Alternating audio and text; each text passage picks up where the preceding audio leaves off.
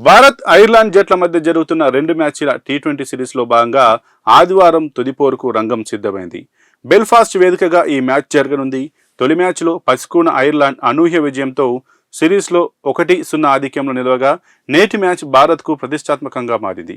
శ్రేయస్ అయ్యర్, అభిషేక్ శర్మ, హర్షదీప్ సింగ్ వంటి senior star ఆటగాళ్లతో బరిలోకి దిగినప్పటికీ మొదటి మ్యాచ్లో టీమిండియా 34 పరుగుల తేడాతో ఘోర పరాజయాన్ని చవిచూసింది. సిరీస్ గెలిచే అవకాశం చేజారిన నేపథ్యంలో కనీసం ఈ మ్యాచ్లోనైనా గెలిచి సిరీస్ను 1-1తో సమం చేయాలని భారత్ పట్టుదలగా ఉంది.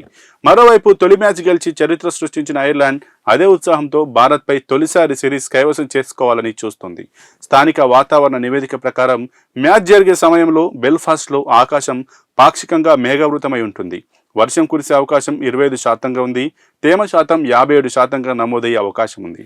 వర్షం పడే అవకాశాలు తక్కువగానే ఉన్నందున అభిమానులకు పూర్తి ఓవర్ల ఆట వీక్షించే అవకాశం లభిస్తుందని అంచనా వేస్తున్నారు.